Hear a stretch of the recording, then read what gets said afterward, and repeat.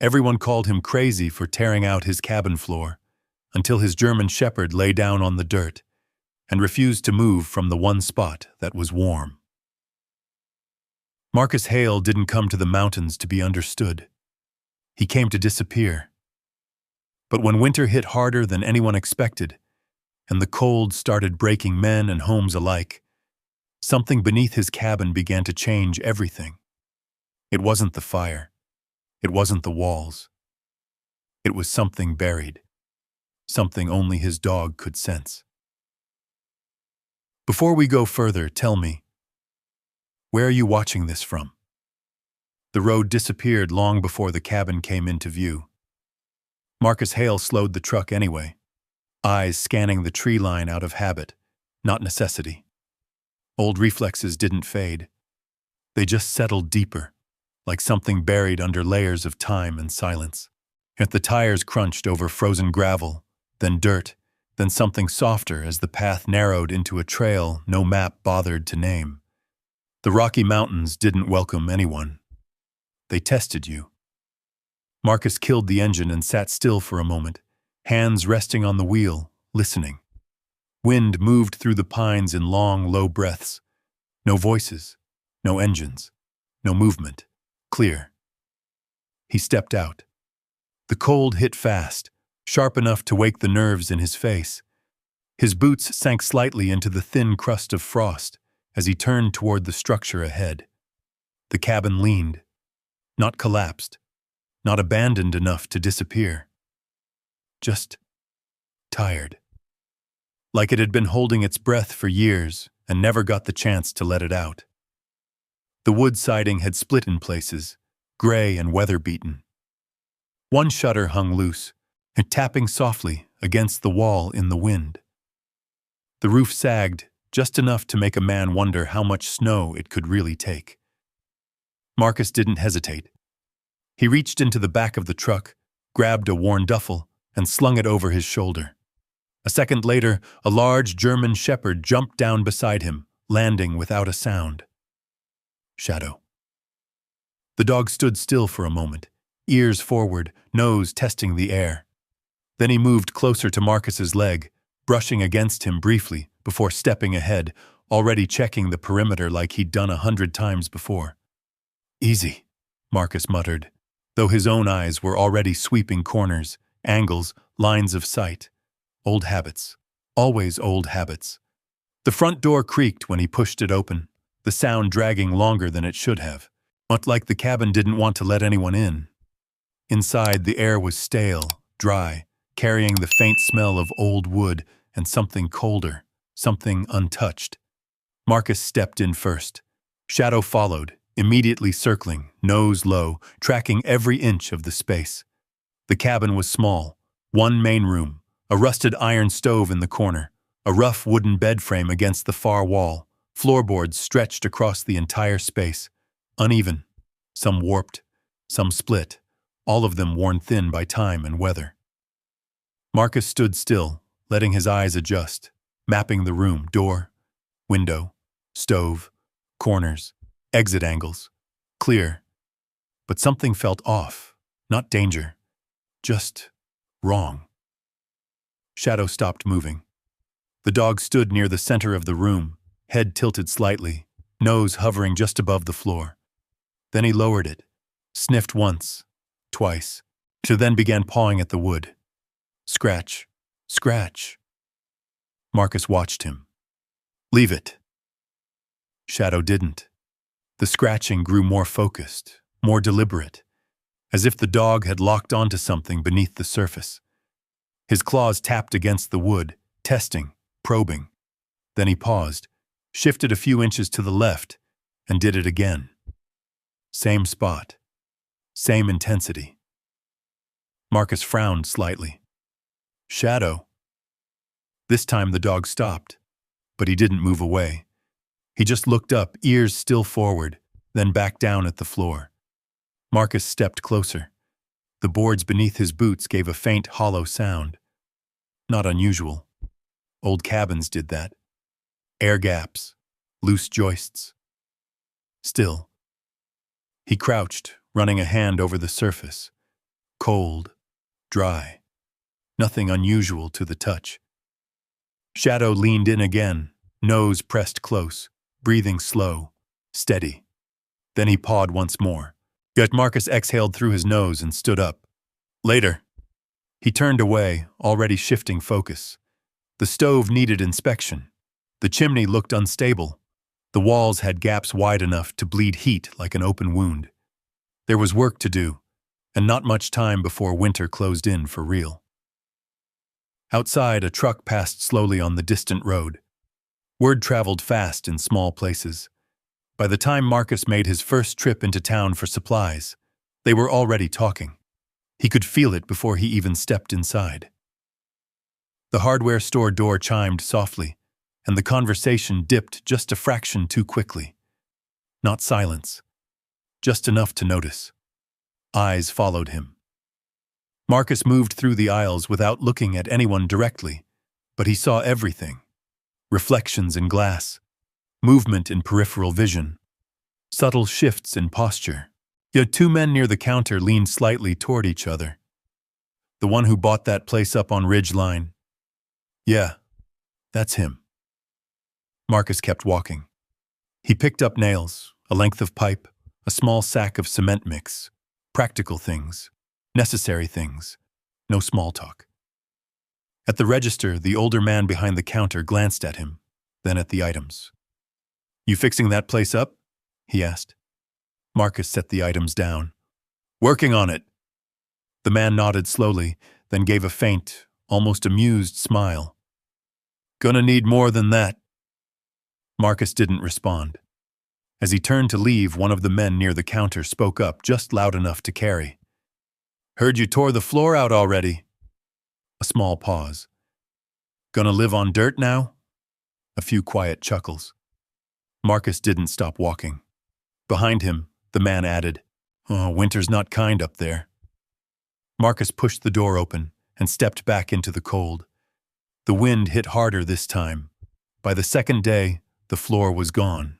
Every plank, every joist, pulled out, stacked outside, or burned if it was too rotten to reuse. What remained was bare earth, uneven, compacted, dark with years of trapped cold. The cabin looked wrong without it, incomplete, like something unfinished. Marcus stood in the doorway, looking in. Shadow walked past him and went straight to the center of the room. Same spot. He lowered himself slowly, nose brushing the ground, then settled there, body relaxed for the first time since they'd arrived.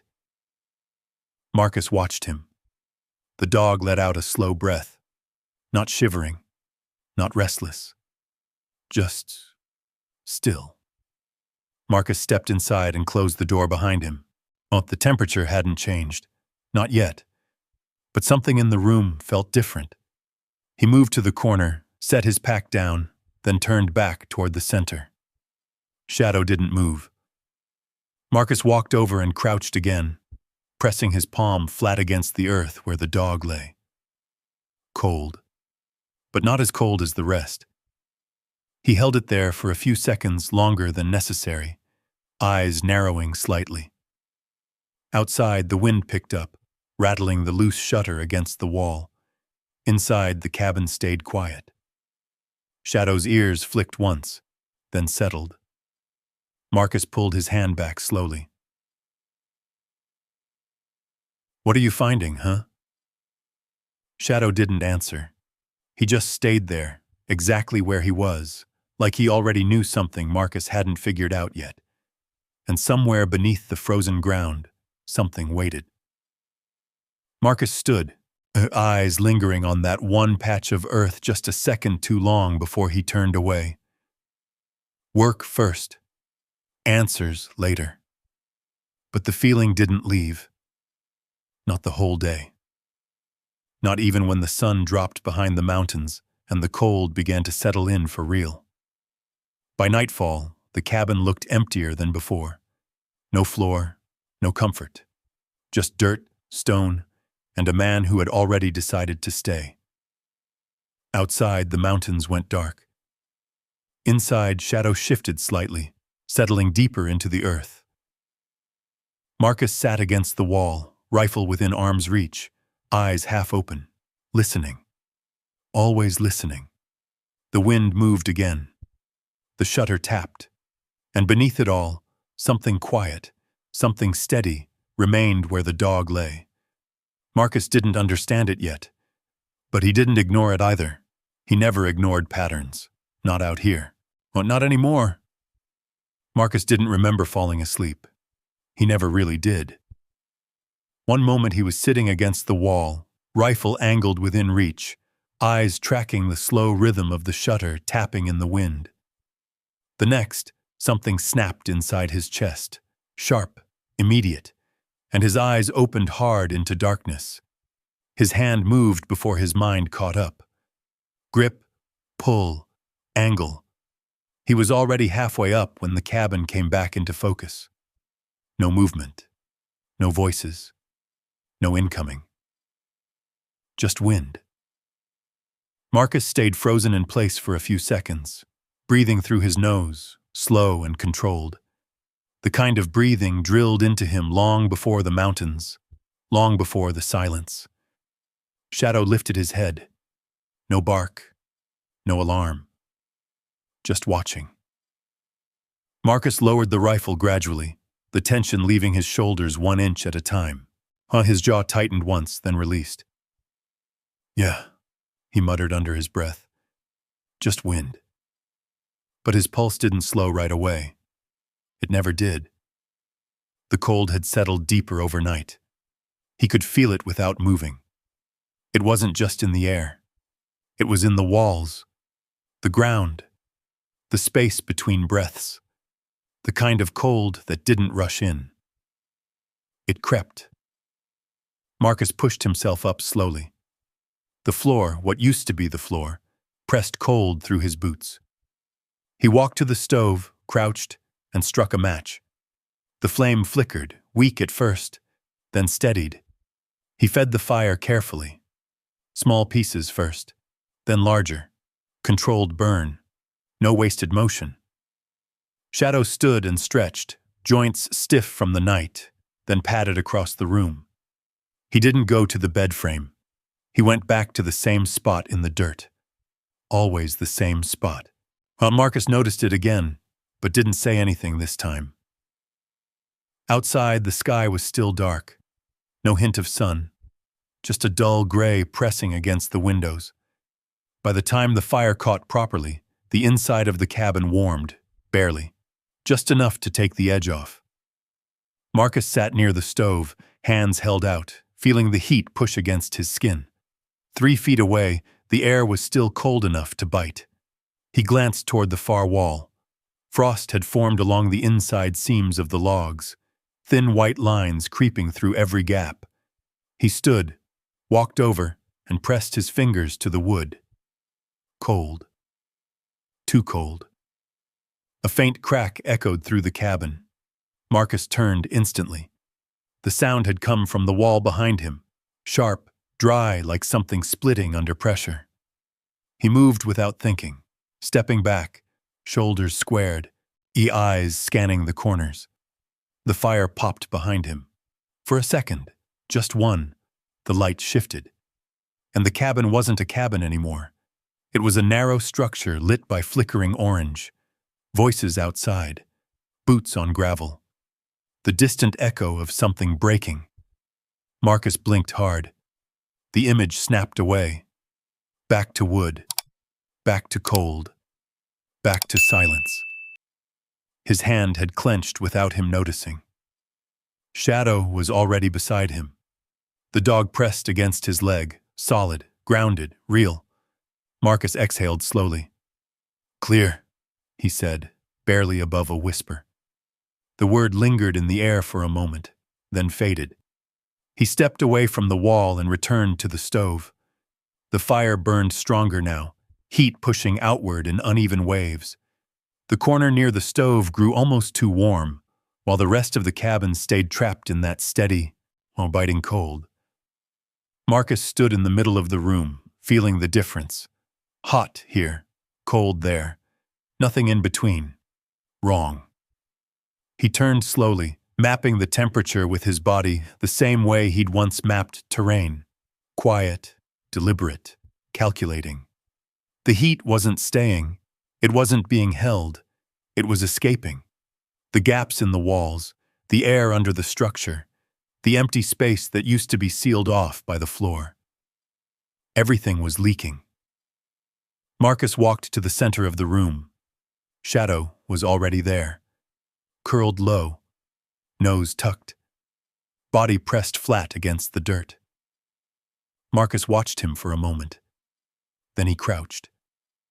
Again, he placed his palm on the ground.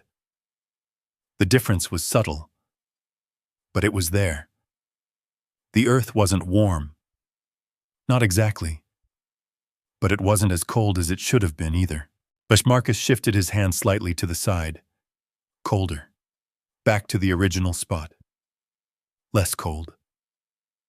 He stayed there longer this time, letting the sensation settle into something measurable. A pattern. Shadow lifted his head and looked at him. Marcus didn't speak.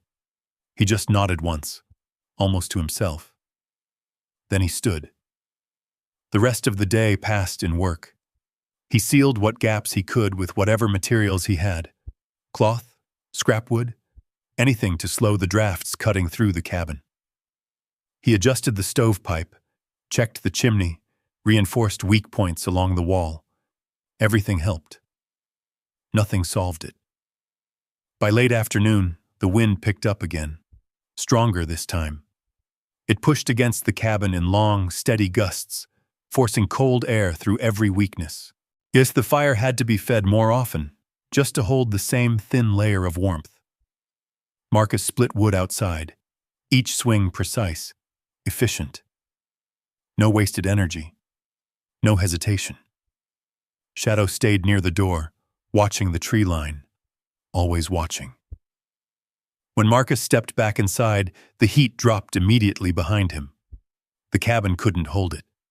It never could. Night came fast, faster than expected. The temperature dropped harder than the night before. Marcus could feel it in his lungs with each breath, sharp, dry, unforgiving. He built the fire higher this time, not reckless, but stronger. He sat closer to it, boots extended, letting the heat reach him directly. Across the room, Shadow didn't move, still in the same place. Marcus studied the dog. No interest in the warm spot, huh? Shadow didn't react, just stayed there, steady, calm. Marcus shifted his position slightly, testing the air again. Near the stove, almost too hot. 2 steps back, cold, center of the room. Different, not warm, but stable. He frowned. The wind hit the cabin again, harder. The walls creaked. A long, low groan moved through the structure, followed by another sharp crack somewhere above. Marcus looked up instinctively. Roof, load-bearing points, angles, still holding, for now. He stood and walked slowly to the center of the room. Shadow watched him. Marcus lowered himself again, pressing his palm to the ground. Then he leaned closer, almost like he was listening. Nothing. Just stillness. But the feeling stayed. Subtle. Wrong in a way that didn't feel dangerous. Just unexplained. He pulled his hand back and sat there for a moment, her eyes fixed on that patch of earth. Outside, the wind didn't let up. Inside, the fire burned through wood faster than it should have. Marcus glanced at the pile near the wall. Too fast. Way too fast. At this rate, he'd burn through everything before winter really set in. And winter hadn't even started yet. He looked back at Shadow. The dog had already settled again, eyes half closed, breathing slow. No shivering. No tension. Just steady. Marcus leaned back slightly, resting his arms on his knees. His eyes stayed on the ground, on that one place. There's something down there, he said quietly. Shadow's ear flicked once. That was all. Marcus looked toward the stove, then back to the ground, then to the walls, then the ceiling. Everything around him was losing the fight, except that one spot. He exhaled slowly, long and controlled. Not a decision yet, not a plan, just a direction. Outside, the mountains tightened their grip on the night. Inside, the cabin held what little warmth it could. And in the center of the room, beneath the dirt and stone, something waited. Marcus didn't know what it was, but he knew one thing. He wasn't going to ignore it. Not this time. Marcus didn't sleep much after that. He stayed seated near the center of the cabin, not by the stove, not against the wall. Right there, where Shadow had chosen to lie. The fire burned low behind him, just enough to keep the air from freezing solid, but he barely paid attention to it anymore. His focus had shifted. The ground, that one patch. Every few minutes, he'd lean forward and press his hand down again, testing, comparing, memorizing the difference. But it wasn't warmth. Not real warmth. But it wasn't dead cold either.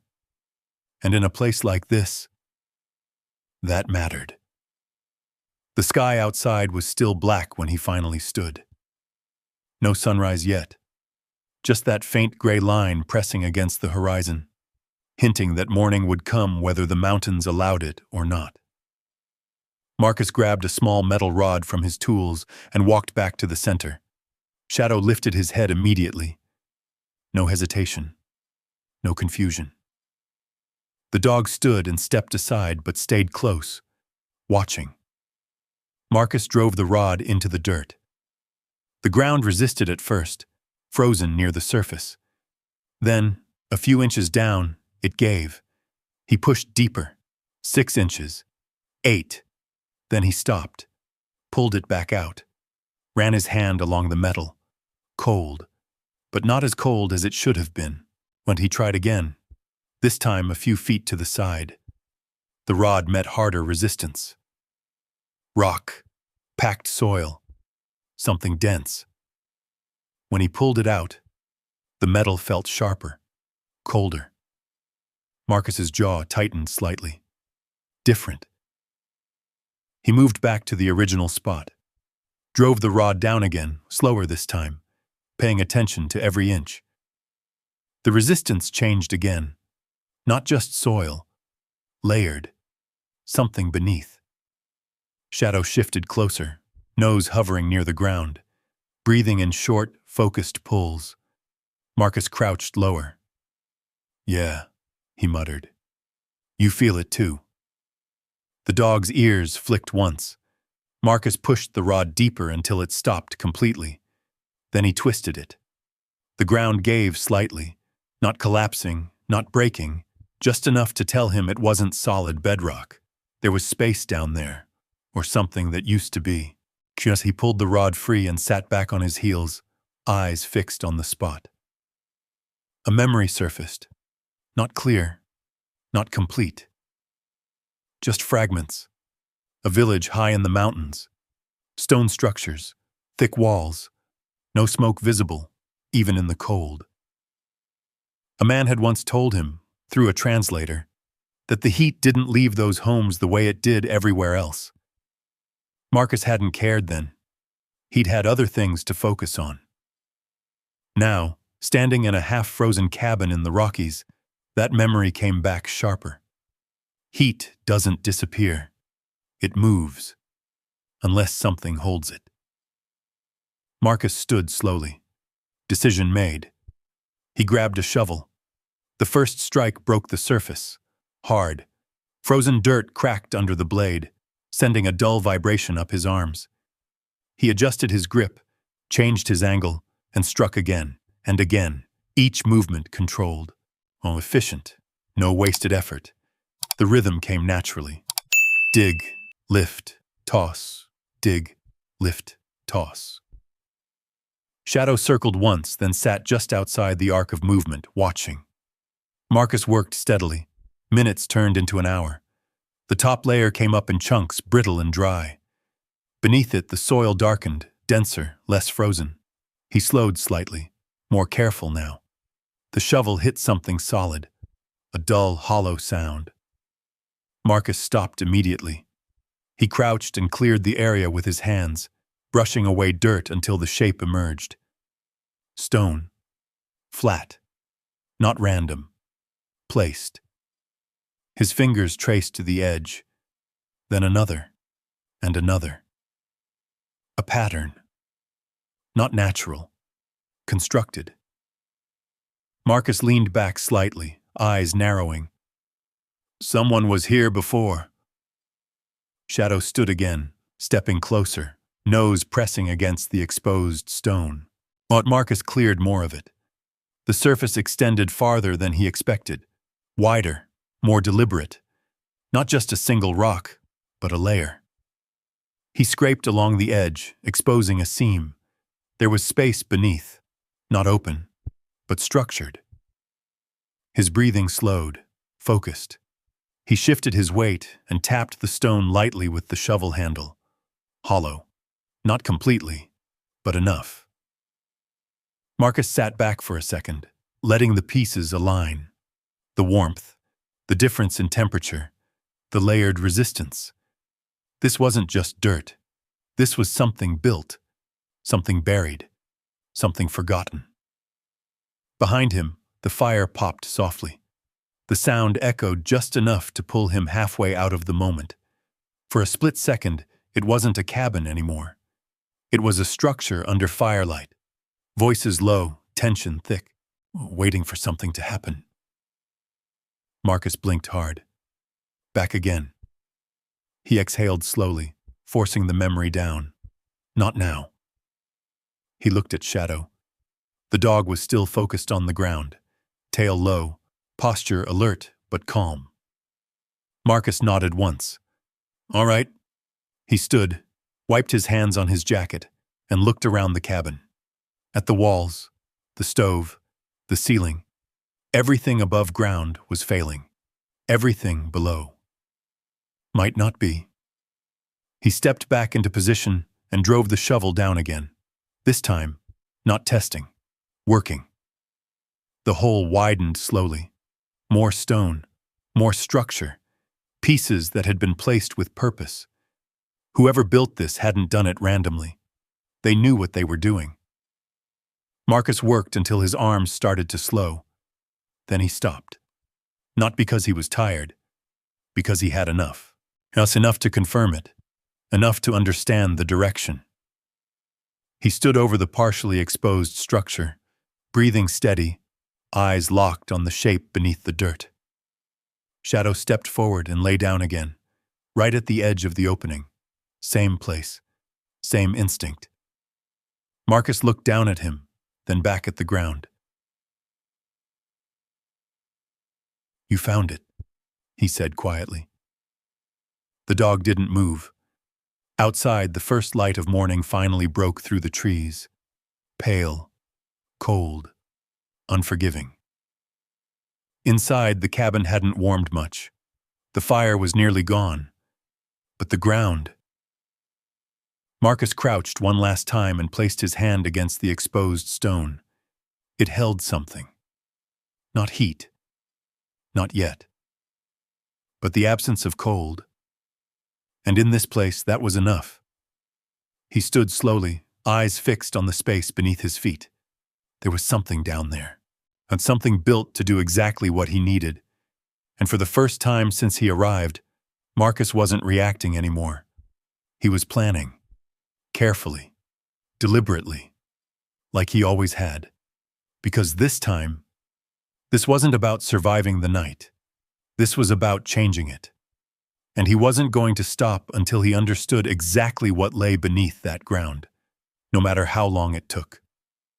By mid-morning, the hole had doubled in size. Marcus worked in silence, breath steady, movements controlled. The rhythm had settled into something familiar, almost like clearing debris from a collapsed structure. Except this time there was no team, no radio, no one calling out positions. Just him and Shadow. The sun climbed higher but gave nothing back. Light without warmth. The kind that made everything look sharper, colder, more exposed. Marcus drove the shovel down again, then stopped. He shifted his grip, set the shovel aside. Too much force would break something he didn't understand yet. He switched to his hands, slow, careful. He brushed dirt away from the stone surface, exposing more of the pattern. Flat stones, tightly set, edges aligned with intent. Not random, not natural, engineered.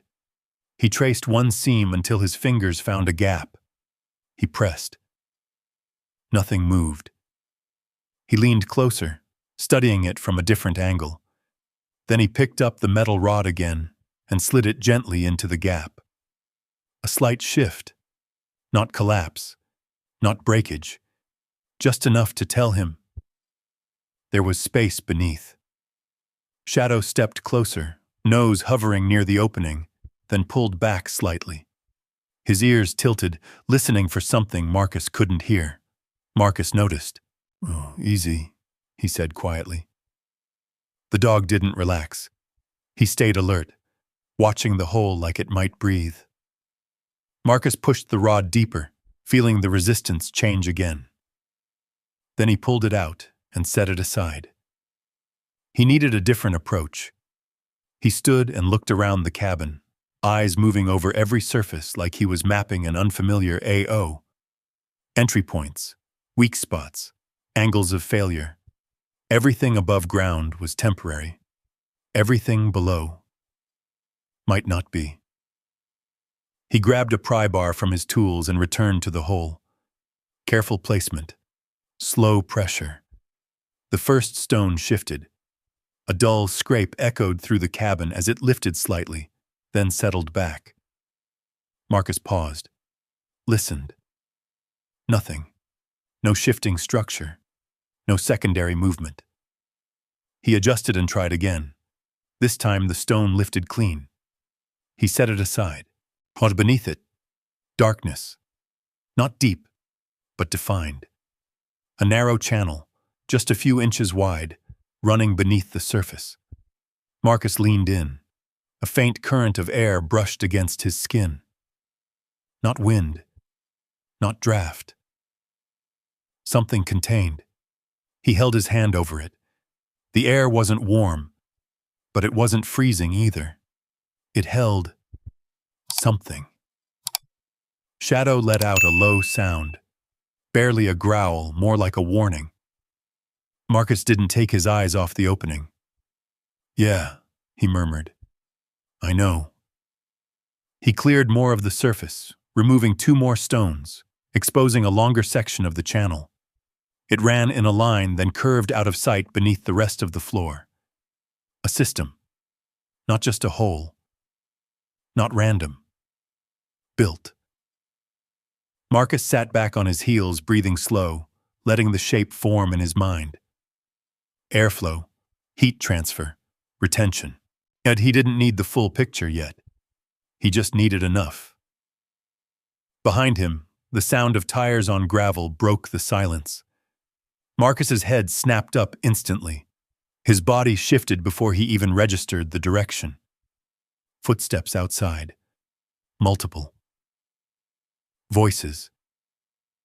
Shadow moved first, stepping between Marcus and the door, posture stiff, ears forward. Marcus stood slowly, eyes already scanning the window. 3 men, local. He recognized one from the hardware store. They didn't knock. The door pushed open with a rough creak. Cold air rushed in. "Well, I'll be damned," one of them said, stepping inside without waiting. "You really did it." Marcus didn't answer. The man looked around the cabin, eyes landing on the exposed dirt floor, then the growing hole in the center. He laughed. "Look at this. Well, I told you he was digging his own grave." Another man leaned against the doorframe, shaking his head. "Winter's coming, Hale. You planning on sleeping in a hole?" Marcus stayed still, measured, watching. Shadow let out a low, controlled growl. Not loud. but enough. The third man noticed. "Easy, boy," he said, though he didn't step closer. Marcus finally spoke. "Don't come any farther." His voice was calm, flat, not a threat, a fact. The first man smirked. "Relax, just checking on the new neighbor." His eyes drifted to the stones Marcus had pulled up. "What is that anyway? Some kind of root cellar?" Marcus didn't respond. The man took one step forward. Shadow's growl sharpened instantly. The man stopped. Silence stretched. Then he raised his hand slightly, backing off with a chuckle. All right. He glanced at the others. "Man's got his secrets." They turned to leave, still shaking their heads. "Won't last a week out here like that," one of them muttered as they stepped outside. The door closed behind them. The cabin fell quiet again. Marcus didn't move for a few seconds. Then he exhaled slowly and turned back to the hole. Shadow stayed alert a moment longer, then relaxed just enough to step aside. Marcus crouched again. The interruption hadn't changed anything. If anything, it confirmed it. They saw a hole. He saw a system. He leaned in once more, studying the channel, the curve, the direction. He followed it with his eyes, imagining the path beneath the rest of the floor. If it ran the length of the cabin, if it connected to something. His gaze shifted to the stove, then back to the ground, then to the walls. A connection began to form. Not complete. Not yet. But enough to move forward. He reached for another stone and pried it loose. Then another. The channel extended further than he expected. Turning. Doubling back. Not straight. Intentional. Marcus worked methodically, expanding the opening just enough to map the path without collapsing it. Each piece removed revealed more of the design. A labyrinth. Not for people. For air. For heat. He sat back again. Dirt on his hands. Breath steady. Shadow lay down beside the opening, nose inches from the channel, as if guarding it. Marcus looked at him. "You knew," he said quietly. The dog didn't move. Marcus glanced toward the stove again, then back to the channel. A thought settled in. Slow, clear, dangerous if wrong, but necessary. He stood and walked to the stove, kicked at the dying fire, stirring what embers remained. Then he turned back to the hole. If the system worked the way he thought, if it was built to carry heat, then the fire wasn't supposed to sit in the corner. It was supposed to feed the ground. Marcus crouched again, eyes narrowing slightly. The pieces weren't all there yet, but the direction was, and direction was enough. Outside, the wind shifted, colder, sharper. The mountains were tightening again. Marcus wiped his hands on his jacket and stood. He looked at the hole one last time before stepping away. Not finished, not even close, but no longer guessing. He knew now. This cabin wasn't broken. It had been abandoned, and whatever system lay beneath it had been waiting a long time for someone to uncover it. Marcus glanced at Shadow. Well, the dog's eyes were half closed now, resting but aware. "All right," Marcus said under his breath. "Let's see what you found." The wind hit the cabin again, harder this time, but for the first time since he arrived. Marcus didn't feel like he was losing ground. He felt like he was finally standing on something solid, even if it was buried beneath his feet. Marcus didn't waste daylight. By noon, the center of the cabin had opened into something more than a hole. It had shape now, edges defined, lines emerging, the hidden structure beneath the dirt beginning to show itself piece by piece. He worked with care. No rushing, no guessing. Each stone he lifted, he studied. Each gap, Each channel, he traced with his fingers like he was reading something written in a language he almost understood. Shadow stayed close, not pacing, no, not restless, just present. Every so often, the dog would shift position, nose hovering over a section Marcus hadn't touched yet, then settle again, like a quiet signal. Marcus noticed every time. He adjusted accordingly. The pattern continued to reveal itself. A narrow channel ran from the center of the cabin toward the far wall.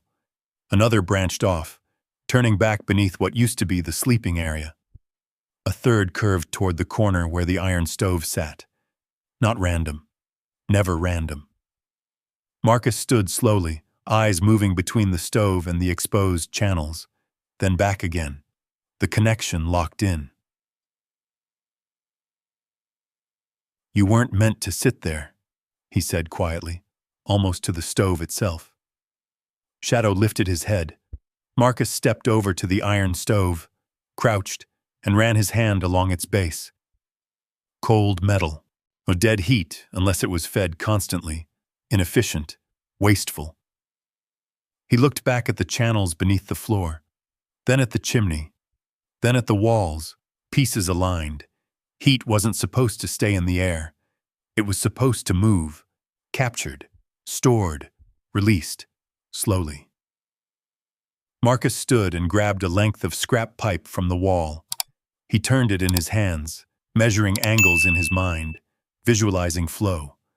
In Afghanistan, he'd seen men build structures that held heat without burning fuel all night. Not out of luxury, out of necessity. Out there, you either learned to use what you had, or you didn't last. He hadn't understood it then. He did now. Marcus walked back to the center and knelt beside the exposed system. He placed the pipe near the opening, testing placement. Not permanent, just a thought made visible. And Shadow stood and moved closer, watching every motion. Marcus adjusted the angle slightly, aligning it with one of the channels. If heat entered here, it would travel. Through the stone, through the earth, not escaping, not wasted, held. He pulled the pipe back and set it aside. Still too early, but the direction was right. He reached down and picked up one of the stones he'd removed earlier. He turned it over, examining the underside. Smooth, worn. Not by time alone, by use.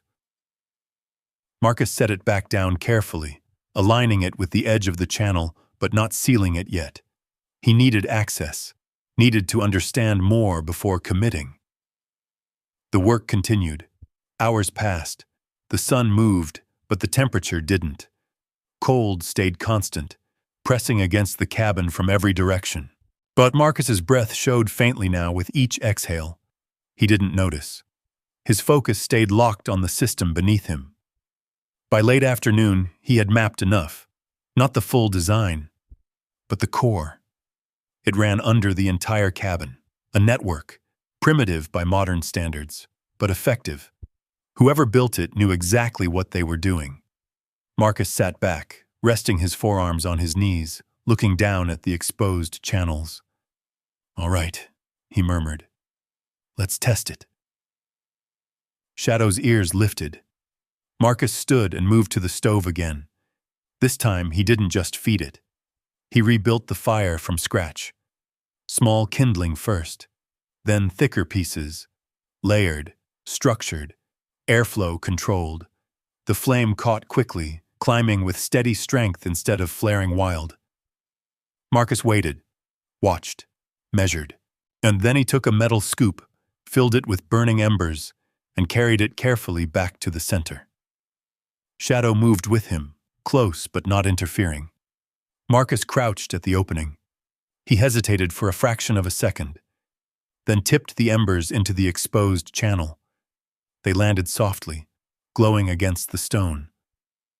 For a moment, nothing. Then a faint shift. The air inside the channel moved, subtle, but real. Marcus leaned closer, watching the embers.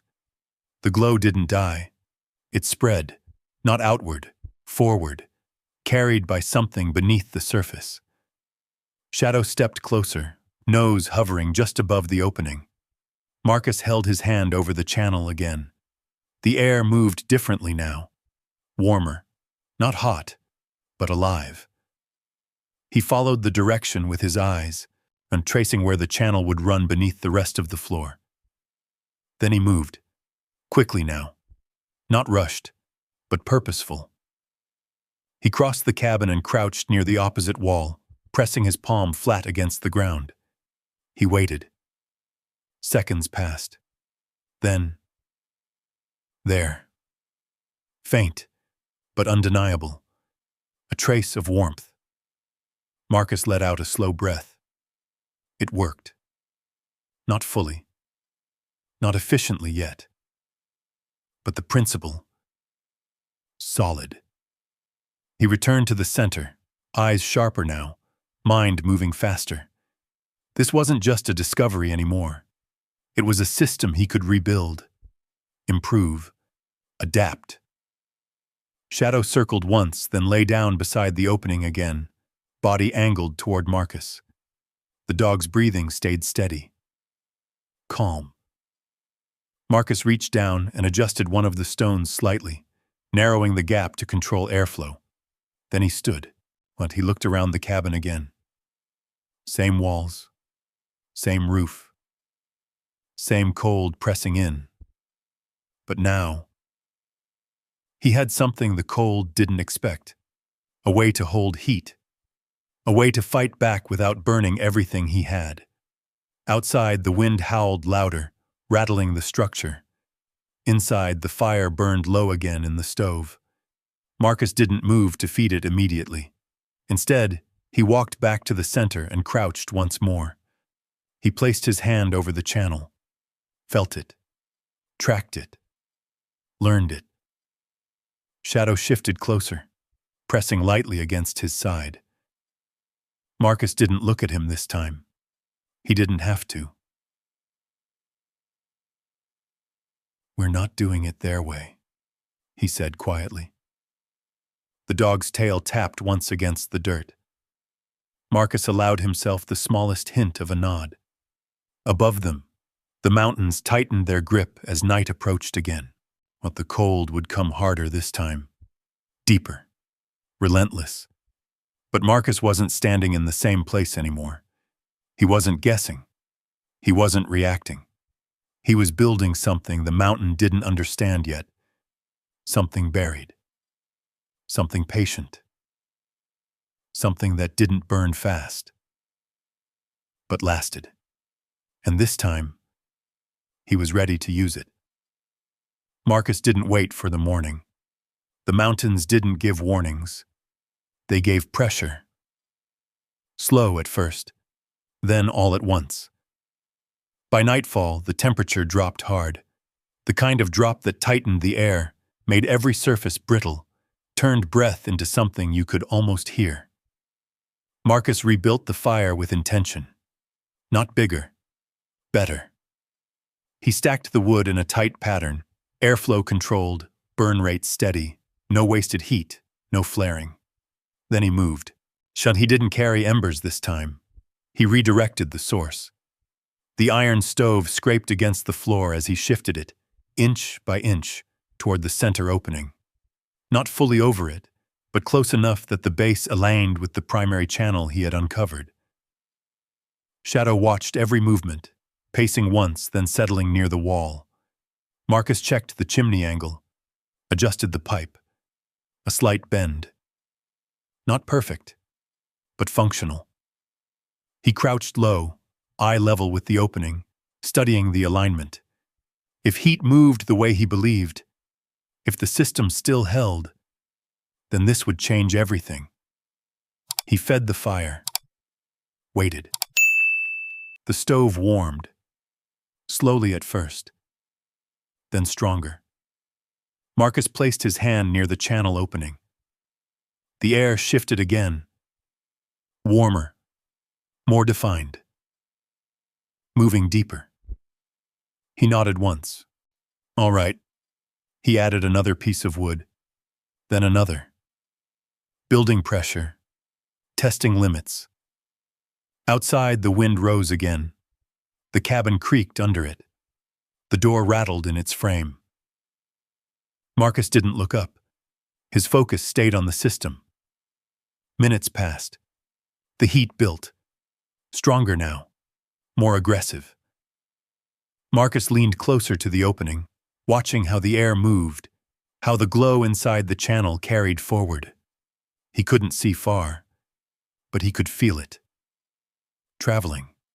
Working. For the first time since he arrived. The cabin wasn't losing heat immediately. It was holding something. Marcus stood, walked to the far side of the room, crouched, pressed his hand to the ground. Waited. There. Faint. But there. A thread of warmth reaching where it had never reached before. Marcus let out a slow breath. It was working. Not fully, not yet, but working.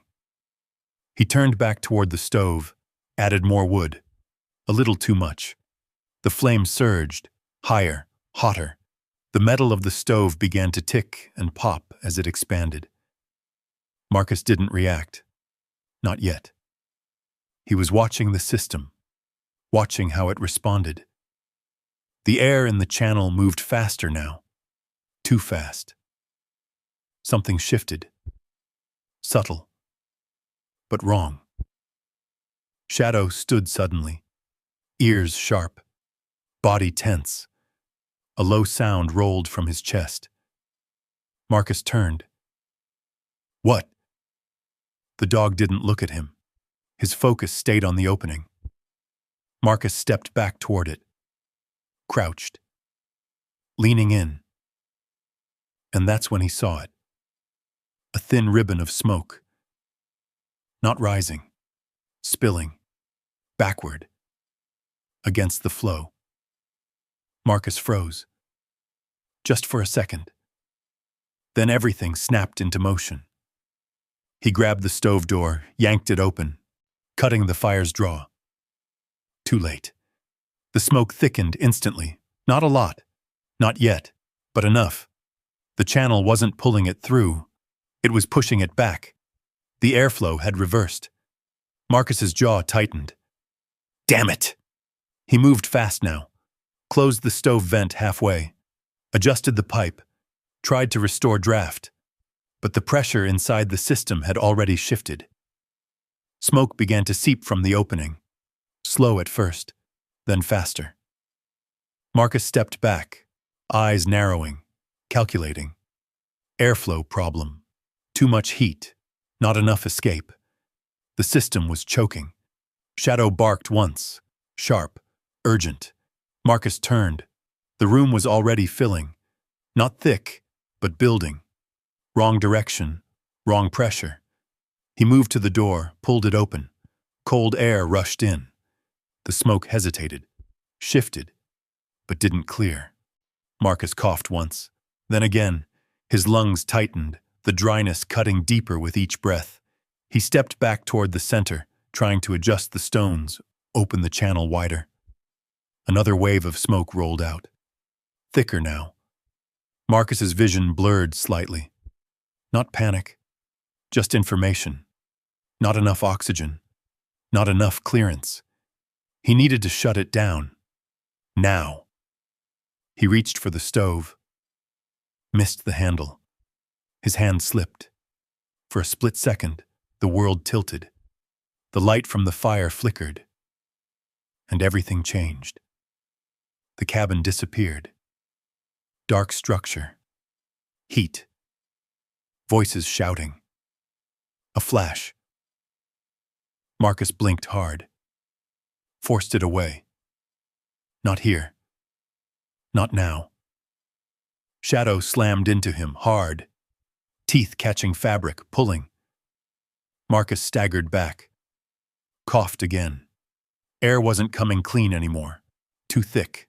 Too fast. A shadow pulled again. Toward the door. Marcus followed. Not thinking.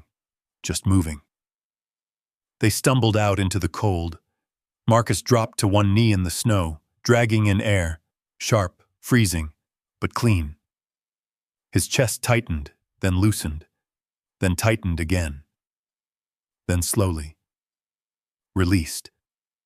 Shadow stood in front of him, breathing hard, eyes locked on Marcus's face. Marcus stayed there for a few seconds, one hand pressed against the ground, the other braced on his knee. Then he looked back at the cabin. Smoke drifted from the doorway. Not heavy, but enough. Enough to kill a man who didn't get out in time. Marcus exhaled slowly. "All right." His voice was rough, but steady. He pushed himself up, walked back to the door, didn't rush in. He waited, watched how the smoke moved, let the cold air clear the interior. Minutes passed. Then he stepped inside again. Careful, measured. The fire had died down slightly. The channel still leaked faint smoke. Marcus moved to the stove, shut it down completely. No more fuel, no more pressure. He crouched beside the opening again, eyes locked on the system. Not failure, not exactly. A flaw, a missing piece. The system worked, but only under control. Too much heat, and it pushed back. Marcus sat back slowly. Shadow stepped in beside him, limping slightly now. Marcus noticed immediately. He reached down, taking the dog's front leg gently. The fur was singed, skin underneath red. Not deep, but enough. "You're all right," Marcus murmured. He grabbed a cloth, dipped it in water, and pressed it carefully against the burn. Shadow didn't pull away, just watched him. But Marcus kept his movements slow, precise. When he finished, he rested his hand briefly against the dog's neck. A quiet acknowledgement, nothing more. Then he looked back at the system, eyes sharper now, focused. He understood it better. Not just what it did, but what it needed. Control. Balance, flow, too much force. And it failed. Marcus leaned forward slightly, studying the channel again. "We fix it," he said under his breath. Shadow lowered himself beside the opening again. Despite the pain, despite the heat. Still guarding it. Marcus nodded once. Outside, the wind howled louder.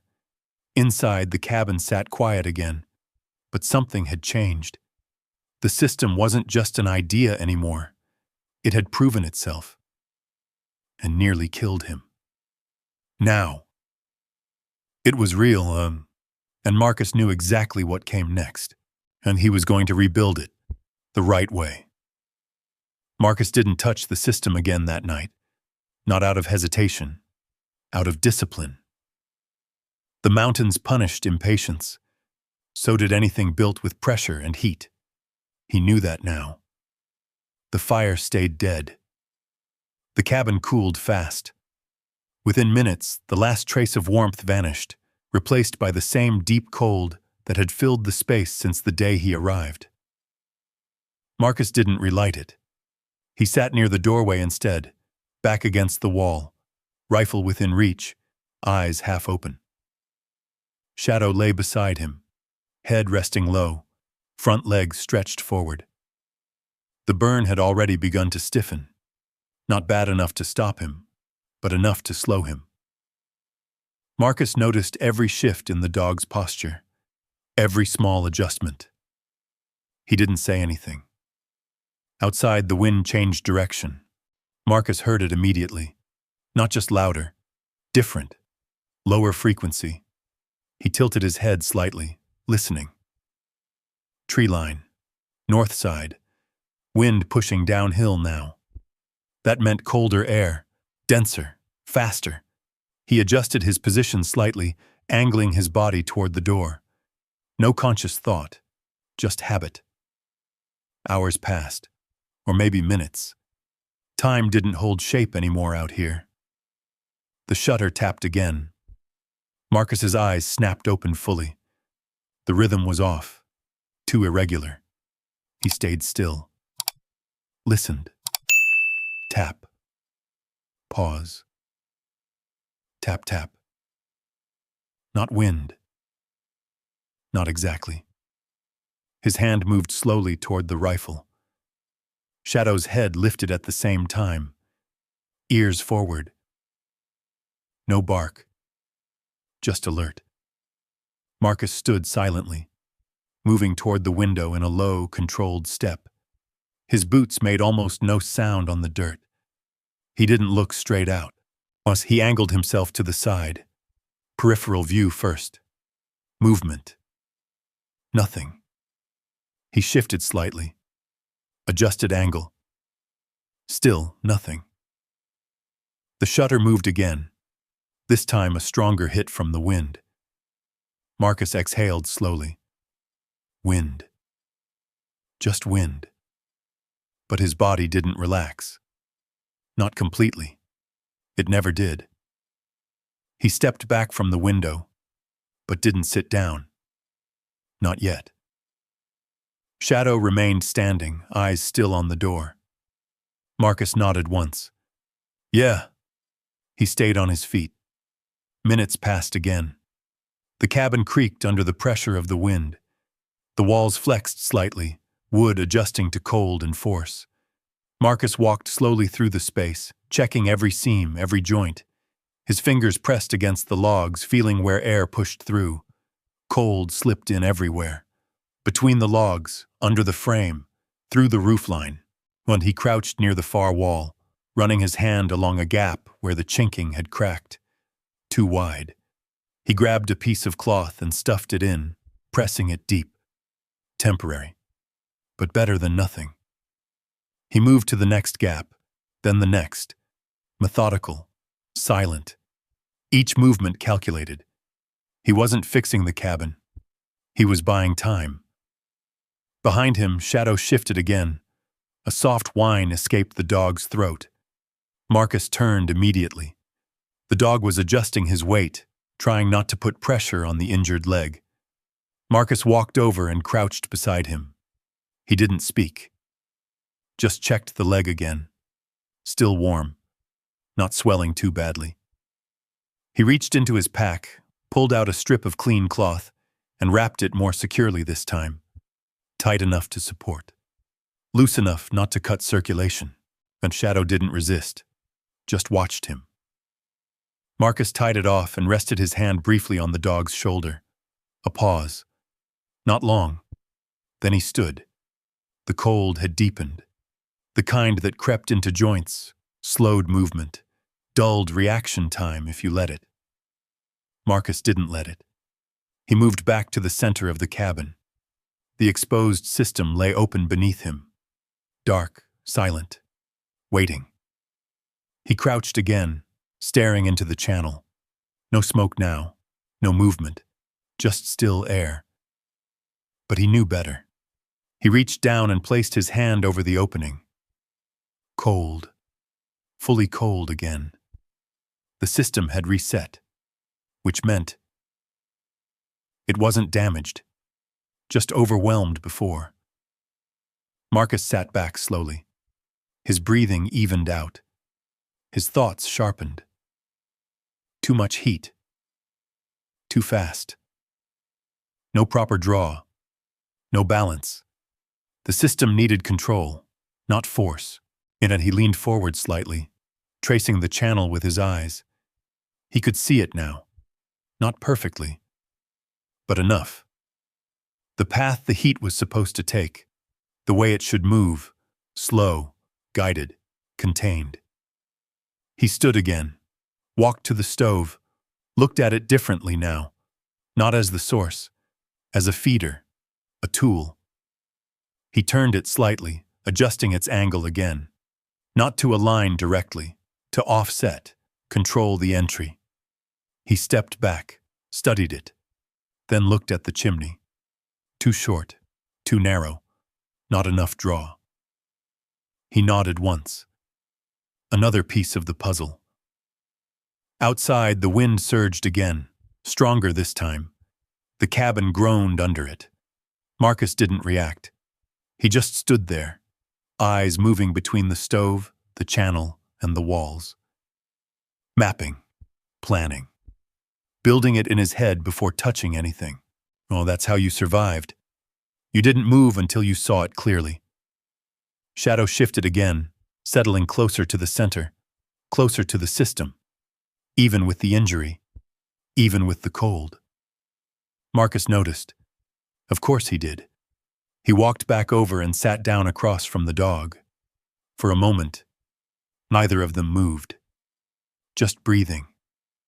Just existing in the quiet. Then Marcus leaned forward, elbows on his knees, eyes still on the ground. "We slow it down," he said quietly. Not to Shadow, not really. To himself. The dog's tail tapped once against the dirt. Marcus almost smiled. Almost. Then it was gone. He leaned back against the wall, rifle within reach again, but his posture different now. Not waiting, not reacting, thinking. The wind howled outside. The temperature dropped further. Inside, the cabin held nothing. Oh, no heat, no comfort. Just cold and silence. But Marcus didn't reach for the fire. Didn't try to fight it. Not tonight. Tonight, he learned. Every sound, every shift, every weakness. By the time the sky began to lighten again, Marcus hadn't slept once, not even for a second. But his eyes were clear, his breathing steady, his mind locked onto one thing. The system. How it failed, how it almost worked, and how it would work next time. Shadow lifted his head as the first gray light touched the window. Marcus stood, slowly. No stiffness, no hesitation, just readiness. He looked down at the exposed ground one more time. "Today," he said under his breath. The word didn't echo. It didn't need to. Because this time, he wasn't chasing an idea anymore. He was building a solution, and he was going to get it right. The morning came without warmth. The light filtered through the window in a pale wash, turning the cabin into something sharp and still. No softness, no forgiveness, just structure. Marcus moved as soon as the light was enough. No stretch, no hesitation. He stepped to the center, crouched over the exposed system, and began again. This time, slower. Not digging, refining. He removed only what he needed. One stone at a time, each piece lifted, turned, studied, then placed aside with intention. He wasn't uncovering anymore. He was understanding. Shadow watched from a few feet away, head low, body still. The bandage on his leg had darkened slightly, but he didn't favor it as much now. Pain was there, but controlled. Marcus noticed the improvement without looking directly. Always aware. He adjusted the first channel, not wider, cleaner. He scraped away loose debris, smoothing the inner path where air would move. A rough channel created turbulence, slowed flow, built pressure where it shouldn't. He knew that now. He worked the edge with a small metal tool, shaving down irregular points, brushing out fine dust until the stone surface ran smoother beneath his fingers. He paused, ran his hand along it. Better. Not perfect, but closer. He moved to the next section. Same process. Clear, shape, test. Each movement deliberate. Nothing wasted. Outside, the wind had calmed slightly, but the cold remained locked in place. It wasn't going anywhere. Marcus didn't need it to. He just needed to stop fighting it the wrong way. By midday, the system had changed. Subtle, but meaningful. The channels were defined now, less like something buried, more like something rebuilt. Marcus sat back on his heels, looking over the layout. Then his eyes shifted. The chimney. He stood immediately, crossed the cabin, reached up to the pipe. It was wrong. Too narrow. Too direct. Heat went up too fast. Didn't linger. Didn't pull correctly through the ground. Marcus stepped outside. The cold hit again, harder in the open. He circled the cabin, eyes scanning the roofline. The chimney extended just above the peak. Not enough. Not for what he needed. He climbed without hesitation, hands gripping rough wood, boots finding purchase on uneven boards. The roof flexed slightly under his weight, but held. He reached the chimney and knelt beside it. The metal was cold to the touch. He studied the opening, then the surrounding structure, then the direction of the wind. Airflow, draft, everything connected. He reached down, loosened the pipe at its base, then adjusted the angle, just slightly, enough to change the way air would pull through. Not a full fix, but a correction. He secured it again, tightened what he could, then climbed back down. Inside, Shadow hadn't moved far, still near the system, still watching. Marcus walked past him and crouched again. Back to work. He adjusted the entry point now, where the heat would feed into the channel. Before, it had been direct. Too direct. Now, he angled it. Offset. Let the heat enter slower. Spread. Not force its way through. He placed a flat stone partially over the opening, creating a narrow gap instead of a wide mouth. Control. Always control. Shadow shifted closer, watching the change. Marcus tested the airflow with his hand. Nothing yet. Of course not. He hadn't lit the fire. He stood, moved to the stove, rebuilt it again. This time, smaller, tighter, more controlled. The flame caught quickly, but didn't surge. It held. Steady. Marcus waited. Then he carried a small scoop of embers to the channel again. This time, he didn't drop them in immediately. He paused, watched the smoke from the fire, studied how it moved through the pipe. Then, he placed the embers carefully into the opening. Not dumped. Placed. One controlled movement. He pulled his hand back. Waited. The embers glowed. Dim. Then brighter. The air shifted. Subtle. But smoother. No resistance. No pushback. Marcus leaned closer, watching, tracking. The smoke didn't reverse and it didn't spill. It moved forward, through the channel, deeper. Shadow stepped closer, a nose hovering above the opening.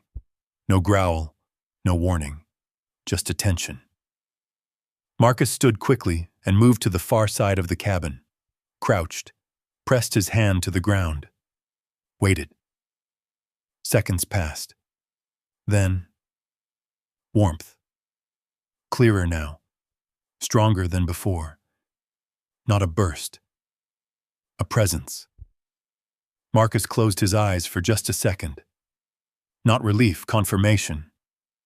He moved again, back to the center, checked the flow. Then back to the far side, then to another section. Each time the warmth followed, not perfectly even, but consistent. The system was working, really working. Marcus let out a slow breath. Then, a small sound behind him. He turned. Shadow had shifted again, but this time, his front leg buckled slightly, just for a second.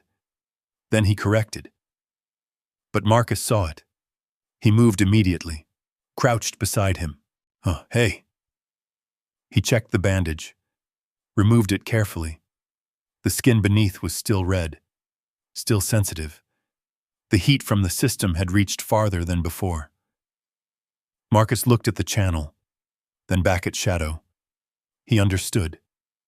The dog had stayed too close, taken more heat than he should have. Marcus grabbed a cloth, dampened it again, and pressed it gently against the burn. Shadow flinched, just once, then stayed still. Marcus adjusted the wrap, better this time, more protective. Then he moved him slightly back from the opening. "Stay." The word came out low. Not a command shouted. A directive. Shadow obeyed, reluctantly. But he did. Marcus sat back for a moment, watching him, then looked back at the system. It was working. But it wasn't safe yet. Not completely. Too much heat in one place. And it burned. Well, too little control. And it failed. He leaned forward again, adjusting the stone slightly, narrowing the flow just enough to spread the heat more evenly. Then he stood, walked to the stove, reduced the fire slightly. Less intensity. More duration. He turned back to the system. Waited. The warmth shifted. Spread. Balanced. Better. Marcus nodded once. That was it. Not force. Balance. He stepped back, scanning the entire cabin again. This time, it felt different. Still cold, but not losing, not helpless. The system beneath the floor wasn't just surviving the cold. It was changing how the cold worked. Shadow lay down again, this time a little farther from the center. Still watching. Still present. Marcus leaned against the wall for a moment, arms crossed, eyes fixed on the ground. Not tense, not rushed. Just steady. Outside, the wind began to rise again. Another front coming in. Stronger. Colder. Marcus could feel it before he heard it. He pushed off the wall and stepped back to the center. Looked down. Then at Shadow. Then at the stove. Everything aligned now. Not perfect, but ready. Because this time, when the mountain pushed back, he wasn't going to break, and neither was the system beneath his feet. The storm hit before sunset. Not gradual, not polite. It came down the mountain like something released. Wind first, sharp and cutting, then snow behind it, thick enough to swallow distance in seconds. Marcus saw it forming long before it arrived. The clouds dropped lower than they should have. The air changed, pressure shifting, sound carrying differently through the trees. But even the birds had gone quiet hours earlier. He didn't wait. He secured the door, reinforced the frame with a crossbar he'd cut that morning, checked the window, packed the last visible gaps in the walls, each movement efficient. No wasted time. Shadow stayed close, moving slower now, but still alert, still tracking every sound outside the cabin. By the time the first real gust hit, they were ready. The cabin shuddered, not violently, but enough to remind him what it was made of. Old wood, worn joints, nothing permanent.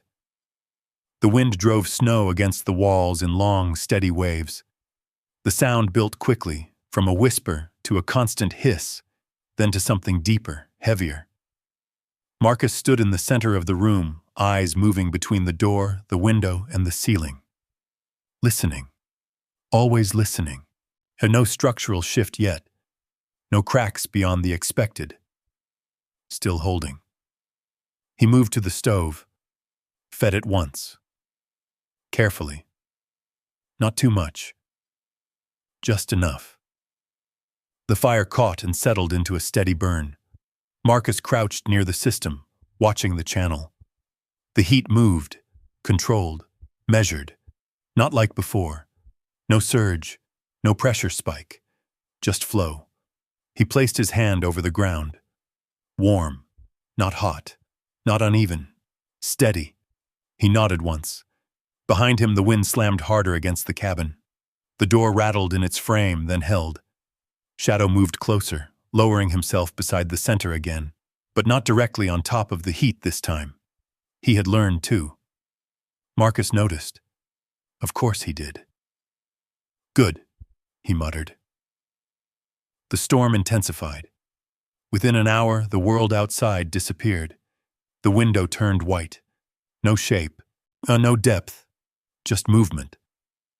Marcus stepped closer to it, angling himself slightly to avoid exposing his full silhouette. Old habit. He wiped a small section of frost away with his sleeve. Nothing. Just snow driving sideways. No trees visible. No ground. Just white. He stepped back. The cabin groaned again. A longer sound this time. Load. Weight building on the roof. Marcus tilted his head slightly, calculating. Angle of the roof. Snow accumulation. Load-bearing points. Still within tolerance. For now. A distant sound carried through the storm. Muffled. Irregular. Marcus froze. His hand moved toward the rifle again. He listened. There it was again. Not wind. Different pattern. A dull thud. Then another. Shadow's head lifted sharply, ears forward. Marcus moved toward the door. Slow, controlled. When he cracked it open just enough to look. The wind forced it wider immediately, snow pushing inside in a burst of white. Marcus stepped out. The cold hit like a wall. Visibility, almost nothing. But he saw movement. To the left, a shape, low, collapsed. He moved toward it without hesitation. Shadow followed, limping slightly but keeping pace. 10 steps, 15. Then the shape resolved. A smaller cabin, one of the neighbors. The roof, partially caved in. Snow piled thick along one side, forcing the structure inward. Marcus stopped, watched, listened. No movement, no voices, just wind. He stood there for a moment, the storm pressing against him, snow collecting on his shoulders, freezing into his jacket. Then he turned. There was nothing he could do. Not in this. Not now. He moved back to his own cabin, and pushing the door closed behind him, sealing out the storm as best he could. Inside, the difference hit immediately. Not warm, but livable. The system held. The heat stayed low, close to the ground, spreading outward in a steady layer. Marcus stood still for a moment, letting the contrast settle in. Outside, collapse. Inside, control. He walked back to the center, crouched, pressed his hand to the ground. Still there. Still steady. Shadow lowered himself beside him, breathing slower now. No shivering, no tension. Just presence. Marcus leaned back slightly, resting against the wall. For the first time since the storm began. He didn't move. He didn't adjust. He didn't react. He just watched. The system didn't demand constant feeding, didn't spike and drop, didn't fight him. It worked. Hours passed, yet the storm didn't let up. If anything, it grew stronger. The wind howled louder, forcing snow into every weak point of the mountain. Marcus stayed awake, not out of fear, out of habit. His eyes moved constantly, tracking sound, structure, pressure. Each creak of the cabin registered, each shift in the wind noted, but nothing changed inside. The heat remained, steady, reliable. At some point, Shadow rested his head against Marcus's leg. The contact was light, but deliberate. Marcus didn't look down. He didn't need to. He placed his hand briefly on the dog's back. A single motion, then still again. Outside, something heavy shifted. A deep crack echoed through the storm. Wood. Breaking. Not here. Somewhere else. Marcus's eyes moved to the ceiling instinctively. Still holding. He exhaled slowly. Not relief. Some assessment. They would make it through the night. Morning came late. The storm hadn't stopped. But the light changed. Gray instead of black. Marcus stood and moved to the door again. Opened it slightly. The world had been reshaped. Snow buried everything. The ground invisible. The trees bent under the weight. And the other cabin? Gone. Not completely. But enough. Collapsed into itself. Marcus closed the door. Turned back. Looked at his own cabin. Still standing. Still intact. He walked to the center one more time. Crouched. Pressed his hand to the ground. Warm. Steady. Unchanged. He sat back slowly. The storm had taken what it could. But it hadn't taken this. Not this time. And as the wind howled outside louder than ever, Marcus understood something clearly. This wasn't luck. It wasn't chance. Oh, it was design. And the thing buried beneath his feet was the reason he was still here. The storm didn't pass. It settled. By afternoon, the wind lost its sharp edge, but the snow kept falling. Thick, steady, relentless. The world outside the cabin disappeared into a flat white void, depth erased, distance meaningless. Marcus didn't open the door again. There was nothing to see that he didn't already know. Instead, he stayed inside. Still. Measured. The fire in the stove had burned low hours ago, but the cabin didn't follow it down into freezing silence like before. The ground held. The warmth stayed close to the surface, spreading outward in a quiet, even layer that didn't flare or fade. It just remained. Marcus sat in the center of the room. Not by the wall, not by the stove. Here, where it worked. A shadow lay beside him, stretched out this time, no longer curled tight against the cold. The bandaged leg rested carefully, but the tension in his body had eased. His breathing was slow, deep, steady. Marcus watched that for a while. Then he leaned forward slightly and pressed his palm against the earth. Same as before. Same result. Warm. Consistent. Reliable. He let his hand stay there longer than necessary. Not measuring anymore. Just feeling. Outside, the storm pressed against the cabin in a dull, constant rhythm. Not violent now, just weight.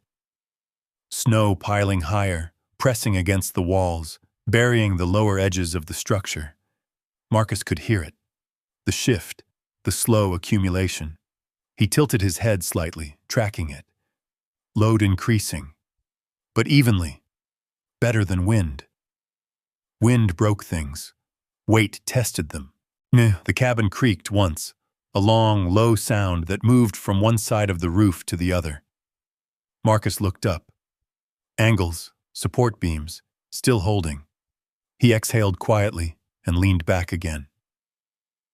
For the first time since he'd arrived, he didn't move to adjust anything, didn't check the door, didn't reinforce the walls, didn't feed the fire. There was nothing urgent, nothing failing. Just time. He wasn't used to that. Time without pressure.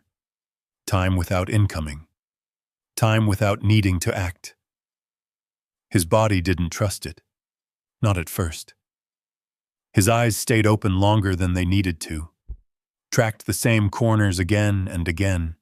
Listened for sounds that didn't come. Waited for something to shift. Nothing did. Shadow let out a slow breath, a soft sound. Not tension. Release. Marcus looked down at him. But the dog's eyes were closed now, fully closed. Not the half-rest he'd been taking before.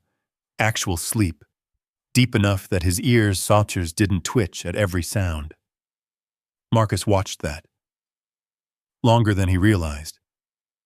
Then, something in his shoulders eased. Just slightly. He shifted his position, stretching his legs out in front of him, boots resting on the dirt floor. The warmth reached him there. Not strong, but enough. He leaned his head back against the wall, closed his eyes. Just for a second. The darkness came immediately. Not empty. Never empty. At first there was the cabin, the sound of snow, the steady, low warmth beneath him. Then, a flicker. Light. Different light. Too bright. Too sharp. Marcus's breath caught slightly. The memory pressed forward. Flashes of movement, voices overlapping, a structure. Oh, heat. Marcus's eyes opened. Instant. Sharp. His hand moved, searching for the rifle before his mind fully caught up. The cabin came back into place around him. Walls, stove, snow pressing against the window, shadow still asleep.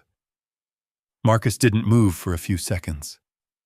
Then slowly, very slowly, he let his hand fall back to his side. His breathing evened out again. Not perfect, but controlled. He leaned forward, elbows on his knees, staring at the ground. The warmth was still there, unchanged. It hadn't vanished when his focus slipped. It hadn't failed when he closed his eyes. It held. Marcus placed his hand on the ground again. Just to confirm, still warm, still steady. He let out a slow breath through his nose, the kind that didn't carry tension, the kind that settled. He leaned back again, and this time, he didn't fight it. His eyes closed, not for a second, not for a moment. Longer. The storm outside continued. The cabin creaked once, then again, but it didn't pull him back up. Shadow shifted slightly, pressing closer to him, body heat blending with the warmth rising from the ground. Marcus's breathing slowed. Even, consistent. No sudden movement, no reaction, no alert posture snapping back into place. Just stillness. Time passed, unmeasured, uncounted. When his eyes opened again, the light had changed. Softer now. Late. The storm had eased further. Not gone, but quieter. Marcus didn't move immediately. He stayed where he was, letting the moment settle. Then he sat up slowly. No stiffness, no jolt, just controlled movement. He looked around the cabin. Nothing had shifted. Nothing had failed, as everything held. He placed his hand on the ground one more time. Warm, same as before. Shadow lifted his head, blinking slowly, then looked at Marcus. No urgency, no tension, just awareness. Marcus nodded once, a small motion, but deliberate. Outside, the storm still lingered, but inside, for the first time in a long time, Marcus Hale had slept. Not because the storm ended, not because the danger was gone, but because something beneath him had taken over the fight. And it didn't fail, not once. He stood, moved to the door, opened it slightly. The world outside was buried. Snow up to the frame, the air still cold enough to burn, but the wind had weakened. The worst had passed. Marcus closed the door again and turned back inside. He didn't go to the stove, didn't check the walls, but he walked to the center of the room, looked down, then at Shadow, then back at the ground. A quiet understanding settled in. This wasn't just survival anymore. This was control. And for the first time, the mountain wasn't in charge. He was. Marcus didn't celebrate that thought. He tested it. The storm had weakened by morning, but the cold remained. Thick, settled, unmoving. Snow pressed high against the door, forcing Marcus to shoulder it open just enough to step out. The world had changed shape overnight. Contours erased. Paths gone. Only the tops of fence posts and broken branches marked where the land used to be. Marcus stood there for a moment, scanning. Habit. Always habit. No movement. No sound beyond the slow fall of remaining snow and the distant creak of overloaded trees. Clear. He stepped back inside, closed the door, barred it again. Then he turned, not to the stove, not to the walls, to the ground. Shadow was already there, back in position, waiting. Marcus grabbed the shovel, not to dig randomly, to follow. He widened the opening carefully, working along the direction of the main channel. Each stone came free with resistance, like something that had settled into place long ago and hadn't been disturbed since. He moved slowly. No collapse. No forcing. Every piece removed revealed more of the structure beneath. And then, he hit something different. Not loose stone. Not packed soil. A flat surface. Wider. Cleaner. Marcus stopped immediately. He brushed away the dirt with his hands, clearing the edges until the shape became visible. A slab, larger than the others, centered beneath the main channel, was intentional. He ran his fingers across it. Smooth, worn, used. Shadow leaned closer, nose pressed near the edge, breathing slow and focused. Marcus shifted his weight, inserted the pry bar into a narrow seam, applied pressure. The slab resisted. Then, moved. A dull, heavy sound echoed through the cabin as it lifted slightly. Marcus paused, listened. Nothing shifted above. No cracking. No failure. He adjusted his grip and lifted again. This time the slab came free. He set it aside carefully. Beneath it, a hollow space, deeper than before. Not just a channel, a chamber. Marcus leaned closer, eyes narrowing. The air rising from it felt different, not cold, not warm, balanced. He reached down, running his hand along the interior surface, stone-lined, carefully fitted. Yet the walls of the chamber curved slightly, directing airflow upward into the channels he had already uncovered. A central hub, the core of the system. Marcus sat back slowly. The full picture began to form. Heat entered here, traveled through the chamber, spread into the channels, then dissipated slowly through the ground. Not lost, stored, released, controlled. He exhaled quietly. This was built. Not said in surprise, in confirmation.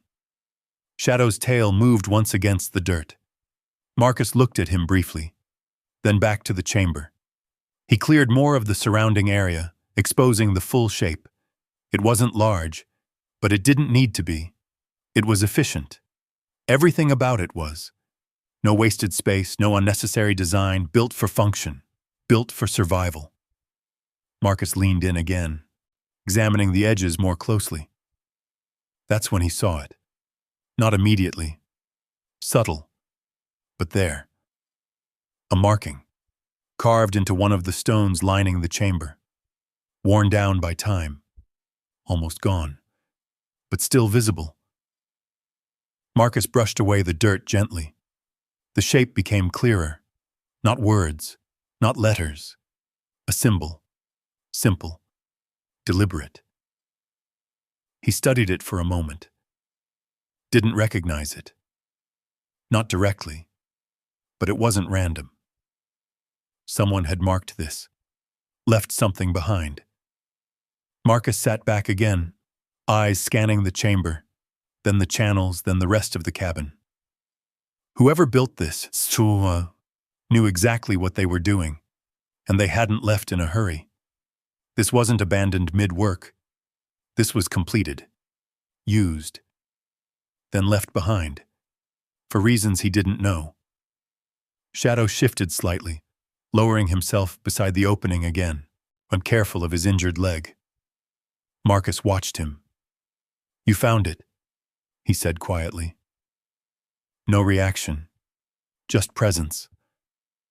Marcus nodded once, then stood. He walked slowly around the cabin, looking at it differently now. Not as something broken, not as something barely standing, but as something layered. The structure above, temporary. The system below, permanent. The real cabin wasn't what people saw. It was what they didn't. Marcus returned to the center, crouched again. He placed his hand inside the chamber, felt the air, measured it, learned it. Then he looked at the stove, then back to the chamber, then to the chimney. All of it connected now. Not theory, not guesswork. A system. One that had worked long before he arrived. One that had been forgotten, buried, ignored, until Shadow found it. But Marcus sat back slowly. The weight of that settled in. Not heavy, just clear. He hadn't built something new. He had uncovered something old, something that had already proven itself. He just had to bring it back.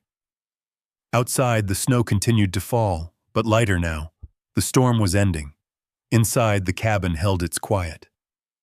Marcus reached for one of the stones and began resetting the edges of the chamber. Not closing it, rebuilding it, improving where he could, preserving what mattered. Shadow watched every movement, still, focused, present. Marcus worked without rushing, without hesitation. Each stone placed with purpose, each gap adjusted for flow, each angle refined. By the time the light began to fade again, the chamber was no longer exposed. It was integrated, part of the cabin once more, hidden, much but active. Marcus stood, looked down at it, then around the room. Everything felt different now. Not just the heat, not just the structure, the understanding. This place had been built to survive, not to impress, not to last forever, just to outlast the cold. Marcus glanced at Shadow. The dog's eyes met his. No command, no signal, just recognition. Marcus gave a small nod. "We're not the first ones." The words hung in the air for a moment, then faded. Outside, the storm finally began to break. Inside, the system beneath the floor settled into a steady, quiet rhythm. And for the first time, Marcus knew exactly what he was standing on. The storm broke in silence. No dramatic clearing, no sudden blue sky, just a slow fading of wind, a thinning of snow, and a quiet that felt almost unnatural after days of pressure. Marcus stepped outside just after first light.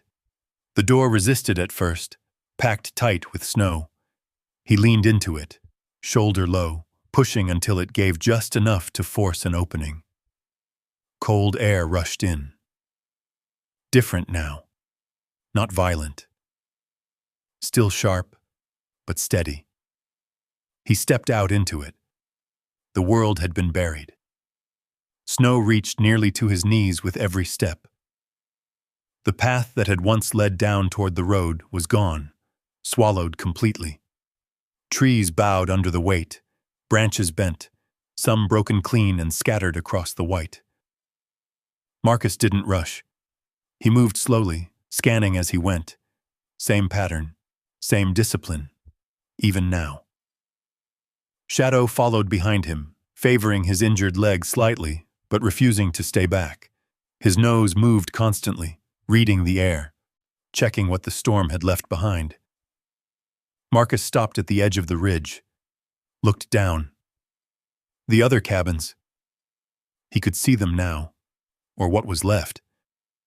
One stood, barely. Another had partially collapsed, roof caved in on one side. The one he had seen during the storm, gone. Flattened under the weight. Marcus stayed still for a moment. No reaction, just observation. Then he turned, back toward his own cabin. It stood exactly where he had left it, unchanged. Snow pressed high against the walls, but the structure held. The roof line remained straight. No sag, no shift. Marcus stepped closer, ran his hand along the wood. Solid. He walked around the structure, checking each side. No cracks beyond what had been there before. No new damage. Nothing had failed. He nodded once, then turned toward the door.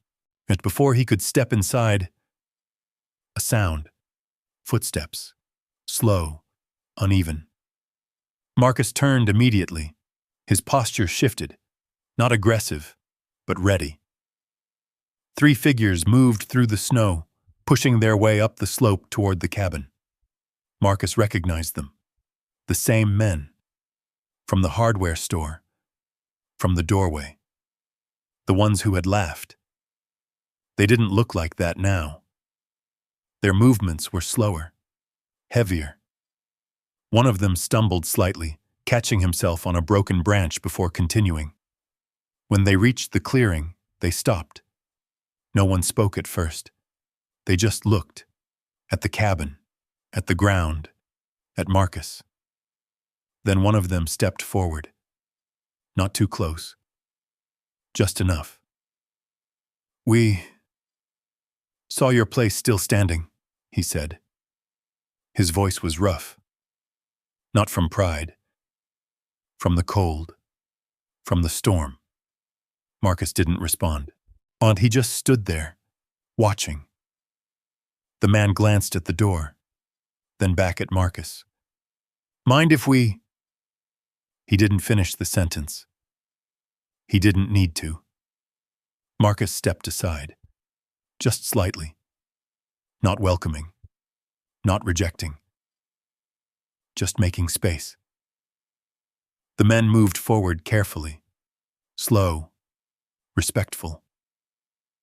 They stepped inside the cabin and stopped. All 3 of them, at once. Marcus followed behind them, closed the door. The wind outside faded again. Inside. Silence. The men looked down, at the ground, at the dirt floor. One of them crouched slowly, pressing his hand against it. His eyes lifted. Confusion first, then something else. "It's warm." No one laughed. Not this time. The second man walked to the far side of the cabin, pressed his hand down. Same result. He looked back at Marcus. Didn't speak. Didn't ask. Just looked. The third man stood near the door, shaking his head slightly. "I don't—" He stopped. Didn't finish. Marcus moved past them, back to the center. He crouched, placed his hand on the ground again. Same as always. Warm. Steady. He didn't look up. Didn't explain. Didn't offer anything. The first man stepped closer, careful not to disturb the space. "How?" Marcus stayed still for a moment. Then, he lifted his head. Not toward the man, toward Shadow. The dog lay a few feet away, resting, watching, quiet as ever. Marcus's gaze stayed there. Then he reached out and placed his hand lightly on the dog's side. A simple gesture. Nothing more. The man followed his line of sight. looked at Shadow, then back at the ground. Understanding didn't come all at once, but it started. "Oh, that dog found it," he said slowly. Marcus didn't answer, didn't need to. Silence filled the cabin again, but it was different now. Not tense, not awkward. Just still. The kind of stillness that came after something shifted. The men didn't stay long. They didn't ask for more, didn't question, didn't challenge. They just stood there a moment longer, then nodded once, each of them in their own way, and stepped back toward the door. When they left, they moved slower, not from exhaustion, from thought. Marcus watched them go, didn't follow, didn't call out. The door closed behind them. The cabin settled again. Back to quiet, back to control. Marcus stood in the center of the room, looked down, then at the stove, then at the walls. Everything connected, everything working. Shadow shifted slightly, adjusting his position, then settled again. Marcus crouched beside him, checked the bandage. Better. Healing. He adjusted it once more, then sat back. For a while he didn't move, didn't think, didn't plan. Just sat there. The mountain outside still stood. The cold still existed. Nothing about that had changed. But inside, something had. Marcus leaned back slightly, resting his hands on the ground. The warmth rose slowly beneath him. Not loud, not obvious, but constant, reliable. He closed his eyes, not from exhaustion, not from relief, just because he could. And this time, he didn't wake up to the cold. If you made it all the way to the end, I want to ask you something simple. Would you have believed him? Or laughed like everyone else? Type 1 if you would have trusted the instinct and stayed. Or type 0 if you would have walked away. I read every single comment. And if this story made you feel something, hit subscribe, because the next one might stay with you even longer. There are more stories out there, just waiting to be uncovered.